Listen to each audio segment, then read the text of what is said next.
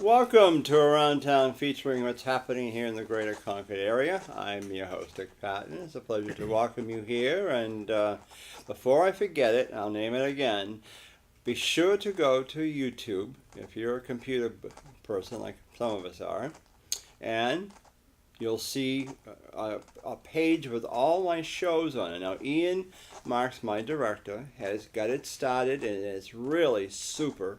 And it's called now Concord Speaks. So you type in Facebook.com slash Concord Speaks. And that you'll get right to our own page now. So, but anyway, we'll retweet it again and again the next few weeks. But Ian has done so much work in there, and I'm telling you, to watch the shows. That's still on. You'll still see them on CCTV. But it's just another chance for us to promote the shows. With me today, I'm very happy and very pleased to have met Charlie Cole.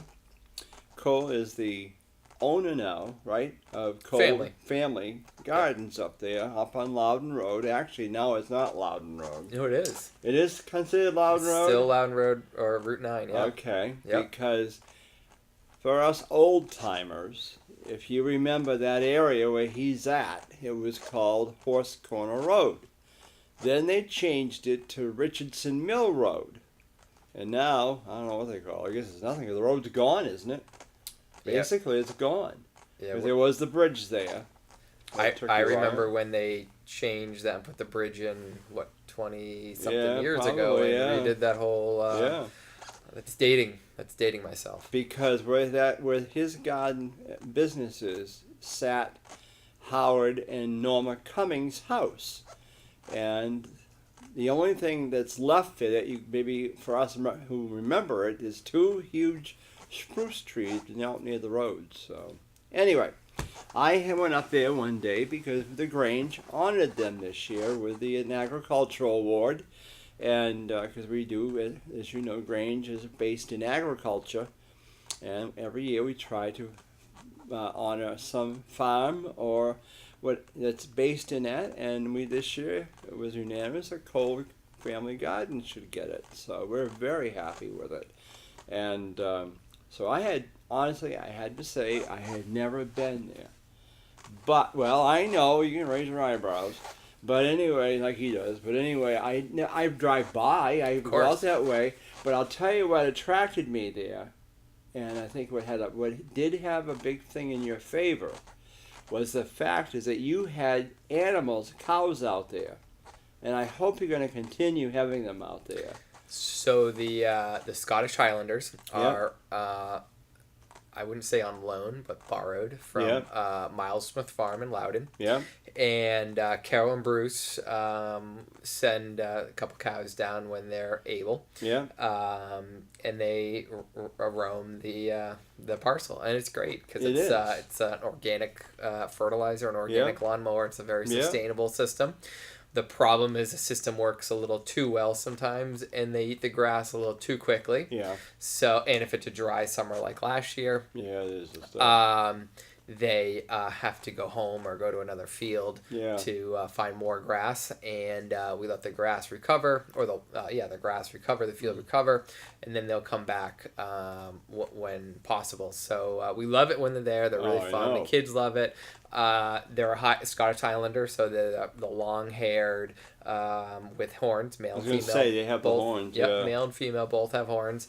And they're just very docile, and they're great not little by any means, obviously. So you don't have any of the animals on like a petting zoo at all, have you? Got we don't. I've fought against that for many, many years. Once in a while we'll have chickens that we'll bring down that my parents or my dad raises. Yeah. But now that I'm getting older and obviously see the writing on the wall that kids do like this, I do like the idea and would like to have a few other animals, but I've always been reluctant because I don't want to be the one to take care of them. I don't want to be a farm. I don't want to be a farmhand also. I know myself. I would love to have a little farm with a calf and a horse or something, or a pony or something like that, but or a goat, or a sheep or something. But Yeah, you're right. And it's a lot of work. But it's fun. It is. So I can see both sides, but we'll see someday. We have some changes coming up, and maybe that will be one of the things we'll relook into and make happen. And I know when I used to work in Pittsfield, I used to take the cutoff. And I always loved to see the Marston family farm with their cows out there. They rent the fields in Chichester then. I used to love to see those cows. Just where it was. That's where I was brought up. My grandmother had a farm in Salisbury. But anyway, we'll talk about Kohler Gardens. Now, you just got done having the Winter Farmer Market out there, which was another point in your favor with the Grange Award, because that was a good thing to do, a good project. It's a great thing that fell in our lap. It runs first week in November, so right after the summer market ends. Yeah. So there's no lapse. Yeah. And it goes right through. This year was the 16th of April, I believe. So the middle of April. So there is a couple weeks. Right after Easter. Yeah, there's a couple weeks of no market, or not having a market in Concord before the summer market starts in downtown next to the Capitol building on Capitol Street, which started the first week of May, first Saturday of May. So there's a little lapse there, but the market's great. It's great for the farmers. It gives them an opportunity to sell during the winter when they're 5, 6, 7 years ago, whatever it was before the market began at the store, there wasn't an avenue to sell their produce or meats or whatever their wares during the winter.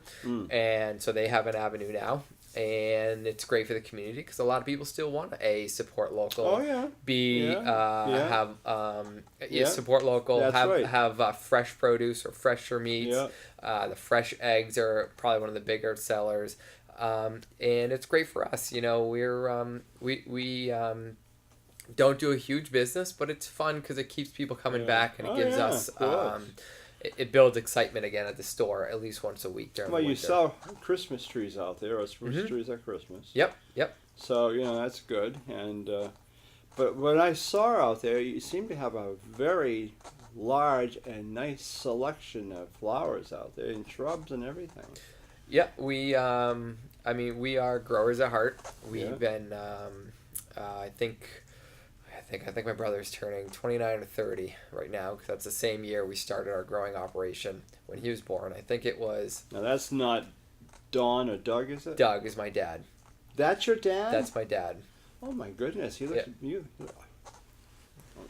I have good genes. Yeah, he doesn't look that old. I'm lucky. Oh, for goodness sake. He gets called my brother I know, all the time, and so he loves that. I think it is 30 years. It was 29 years ago. Now that I think about it. Yeah. So 29 years ago, we started as a growing operation, and we've grown from growing poinsettias and cyclamen and mums to about a 6-acre greenhouse now. It's still in Loudon, and 11 years ago, we purchased Gateway Gardens here in Concord, which is at the same location. I don't remember if you remember Gateway. No, I don't. So it's the same location, same barn and everything. But I don't remember the year Gateway Gardens started. But so we bought the business, and now we have a retail outlet for our own plants, and obviously plants from around the country or mostly in New England. So when do you start, say, for instance, the poinsettias growing? So I'm not a grower, so I might be off a little bit here, but poinsettias are a very long crop, and I believe poinsettias cuttings and whatnot start coming in May for Christmas sales. And what about the hardy mums for the fall? Do you grow them there in Loudon or in your place? Or? In Loudon, we grow the mums. Again, another long crop. We grow cuttings, so we'll import cuttings of mums and then sell the cuttings to other greenhouses around New England. All right, now stop right there, Charlie. What's a cutting? So if you take if you have a plant, let's take it, and you take a tip off of the top of it, like where there's a couple branches, and that would be a cutting right on the top of the plant. So a mum cutting might be about this big, where a cutting from a begonia could be strips of the leaf. You can make many cuttings off of a leaf. Oh, for goodness So what we do, and that's kind of our bread and butter, at our growing operation, is we grow young plants, as we call it, and we'll take the cuttings and stick them in 50 count trays. So it's a tray about a foot long and 3 rows, and stick them in the tray, grow them on so they're rooted, and then ship them by usually FedEx around the country to other greenhouses or garden centers. Interesting. Around the country. Interesting. So we've been doing that now with mums for X amount of months, let's say, or weeks, getting them out the door. But for us, starting mums, it depends on the size of the pot, of course, because we'll start them in 4-inch, which will start later versus the 6-inch or 8-inch, which will start earlier because it's a larger plant. But again, I'm not a grower by any means, so I don't really know the real details other than the outer edge of the shell. So how do you get, now poinsettias, I've noticed in the last 5 years, used to be typically the red, right, or maybe the whitish green. White, pink, and red. Those were the main plants. Now all of a sudden we're seeing a mixture of them together, right, or other types of colors I've seen. And it's like, how do you do that? Breeding.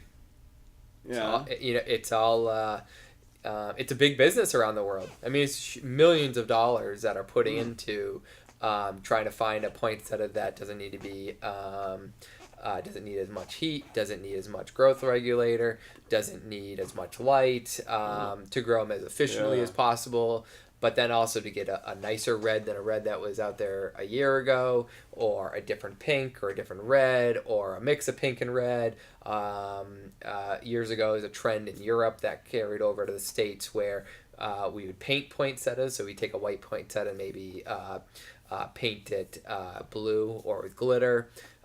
So it's grown into this huge monster, let's say, of different options. I mean, there's thousands of poinsettias out there, but which one do you want to grow for your market? Some that do better in New England may not do quite as well as California, but poinsettias at the heart are a desert plant. It's a euphorbia, which originally came from Mexico. I didn't know that. And so think of a poinsettia. The biggest problem with them at the home is they're overwatered, and they die because of outside drafts, especially here in New England.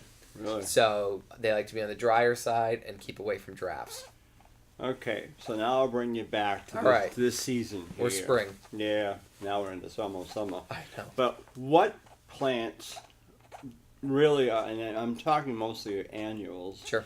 But which ones do the best in a lot of sun and hot when there's no water around? Sure. I have that situation in my driveway. Every year I try to change it up and try to find something else. But I'm getting tired of watering it constantly. So what's always done the best for me is lantana. What's lantana? Lantana is down south. It'll grow like a bush, and very pretty kind of tropical-ish flowers that does well in the heat, loves the heat, and doesn't mind drying out.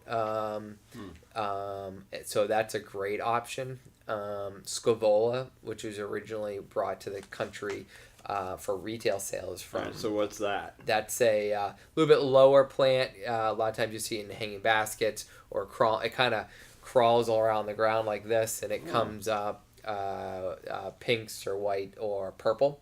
And originally, I remember when we got them years ago as a kid, they were coming in from Australia. So they like again the heat. They do very well, but lantana hands down is one of the better ones. If you can water on a regular basis and fertilize, because I always stress fertilizer, you always want to keep feeding your plants. For especially something low would be, again, the old staple, vegetative rather than seed. So a vegetative petunia or calibrachoa. The difference between a seed petunia And a vegetative petunia is a vegetative petunia.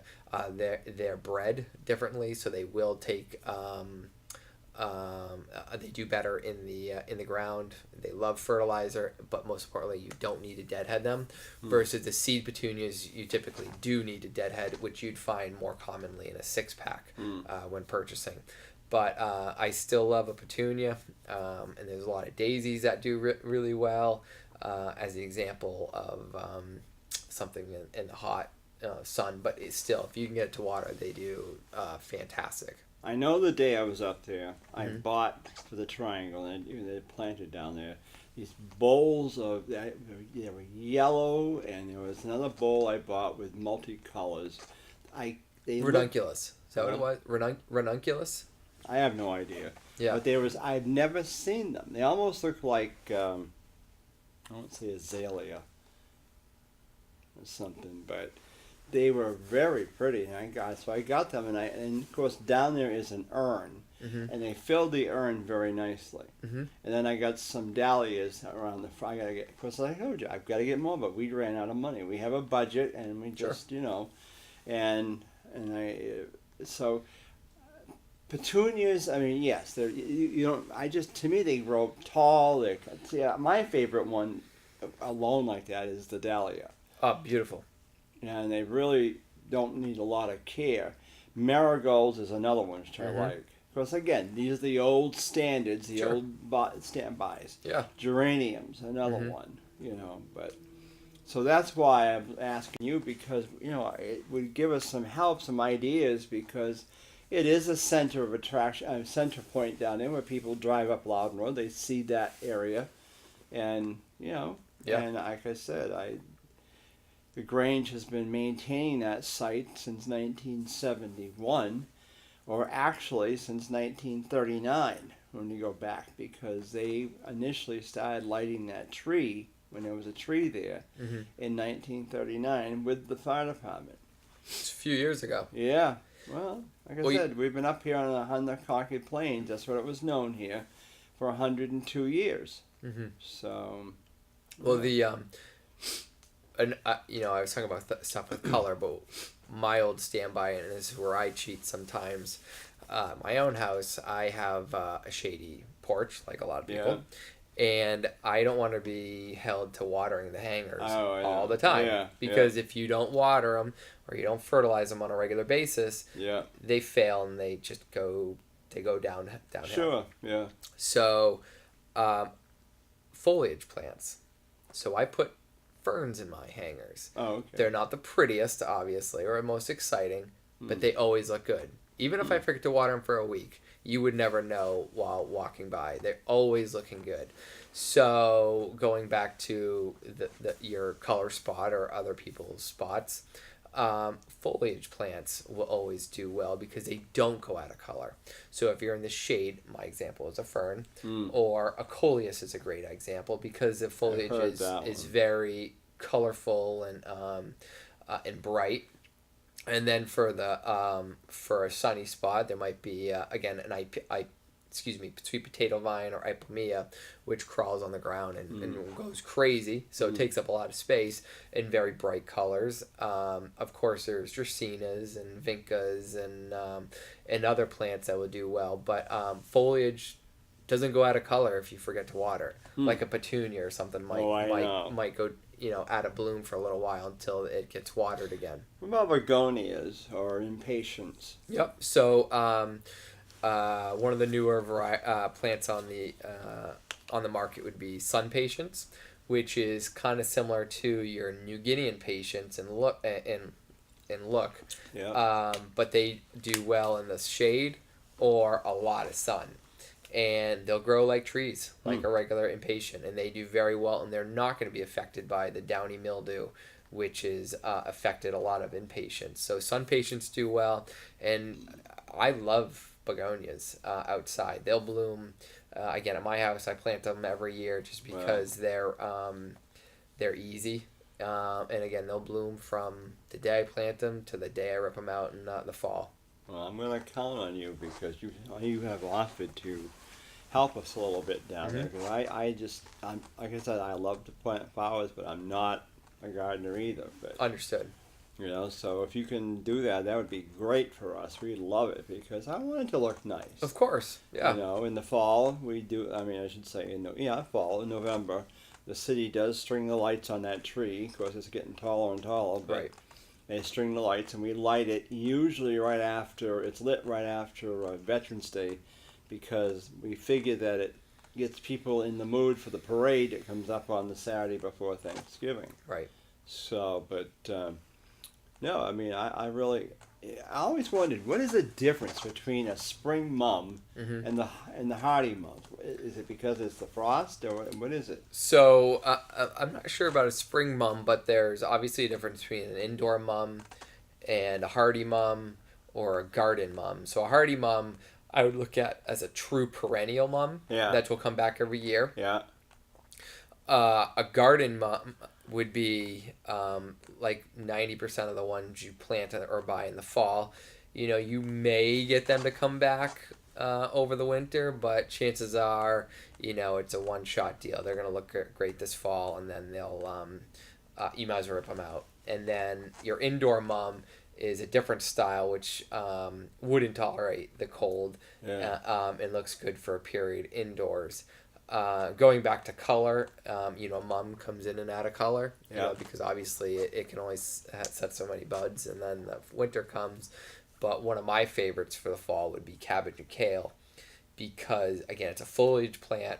It gets better and better with the cooler temperatures. The colors on the cabbage get richer, and they will stay looking nice right up until a normal Thanksgiving weather during the fall. So you know, it's a long-term investment versus a mum that will look good for maybe a month, maybe, depending on how you buy it. But there's just a few different plants out there, that's for sure. And trying to keep up with them, that can be a challenge. Yeah, I know. And, no question. I also, we tried to plant a Forsythia bush down there, and also, this is another one we put in this year, because I don't know who had Forsythias. I can't pronounce it right, but Forsythias, but the yellow ones, you know. Forsythia, yeah, of course. Even my house, they're coming up, but they didn't even bloom this year because it was so darn, that March was so warm. A lot of my stuff came up and died after we got cold. Right. But there was another bush we put down there. I can't remember the name of it. Some of the older Forsythia will, they grow like weeds. So you can cut them, you can hack them back, and they'll come right back. Yeah. So keep that in mind. But some of the older ones, you'll get them to bloom on the bottom layers, and then the top doesn't really bloom all that well, and that could be due to a harsh winter. The buds on them are not as hardy, so the ones that aren't covered in snow might have issue blooming. And this year, we had a severe warm-up, like you said. Oh, yeah. And then we had one really cold night in March after the warm-up of 7 degrees, and that affected a lot of buds also. Yeah. So that could have been the reason for not blooming like it should. But, I mean, Forsythia in bloom in the spring is tough to beat. You know spring's here. Oh, I know. Yeah, that's right. It's really nice to see. This year it really just didn't. And lilacs are already in bloom, because it used to be lilacs always bloomed around Memorial Day. Now it's to the first of the month. Right. You know, which is... Times are changing. It is. And I don't know why. Easter lilies, because they used to say plant them and they'd come back, and I've done that. But they don't come back every year. Tulips come back every year. I've got some really good tulips. And then there's another plant, I can't remember, it's got like pink and white or something, and it's like on a row of, look like little bells, but... Bleeding heart. That's it. You know, I've been trying to think of what that plant was called. One of mine didn't come back, that was a white one, and that didn't come back this year. The other ones have all come back up. There are some issues with voles in the ground this year because it was not as cold during the winter. Yeah. So voles were taking... So you have voles and moles. Moles being meat eaters and voles being vegetarians. So voles will go for like roots, where moles will go for grubs, let's say, in the ground. So voles really caused havoc on a lot of people's perennial or beds or garden beds, let's say. eating roots. So that could be an issue with some perennials not coming back also. Pansies, I know. It's odd. We've got some pansies that have come back now every year. Mm-hmm. Not many, but there's one of 3 or 4 of them that have come back every year. Typically, they may or may not come back in the same spot. It's usually reseeding that they do. Yeah. Never call a pansy because they're tough. They're tough plants. Yeah. No question. My grandmother both grandmothers always planted pansies in April. Yeah. First thing they plant would be pansies. But it's a great plant. You can really get some legs on the shelf life or garden life, as I should say. Yeah. In the garden, they'll take those cool nights and come right back afterwards. But New Hampshire isn't a big pansy market. Yeah. Because it's kind of short-lived. Because once we're through that really cold snap, we're ready to go into summer and do summer plantings. Oh, yeah. You go 100 miles south or definitely in the mid-Atlantic, pansies are a huge market because they'll bloom, well into the winter, and then their spring for a pansy market bloom length, is much, much longer. So here in New England or New Hampshire, it's not quite as popular as other parts of the country. So, interesting. It's too bad. We'd like to sell more pansies. Yeah, I know. Of course. Yeah. Well, we're almost done there, but it's been good to get you on and interesting because we do need your help doing some stuff, and where you are on the heights, it just makes it even better because. Well, I like we talked earlier. I think it's important. Beautifying the city is important. You take pride in it. Yeah. If the triangle looks good, someone else is going to appreciate it. Oh yeah. And they might do some planting of their own at their house, or they might do painting at their house. But it keeps up the aesthetics, and I think it spreads throughout the city. And we just got to take pride in what we have, and the Main Street project is another bigger example, of course, and I hope to see more changes like that in the city because it's important to take pride in where you live, and I think we're moving in the right direction. Let's hope so. I don't know, but certainly it's been a big investment down there. But it is a big investment. It's definitely it's a big investment, but I think it's positive. And I think we'll see some positive changes. Good. It just might take time. Well, I appreciate all your help that you're extending and you're going to be helping with because of course. The Grange really appreciates it. I know that. And well, we do need to come to a close, and I want to thank you, Charlie, for coming on. Thanks for having me, Dick. Look forward to working with you for a long time, and thanks to Ian on our project he's got going. So with that in mind, don't forget now, type in Facebook.com/Concord Speaks, and you should get yourself on there and see the shows. And again, it's all because Ian got this going. So with that in mind, we'll see you soon on Around Town. I'm your host, Dick Patten. Have a great week. Enjoy the hopefully spring, summer weather.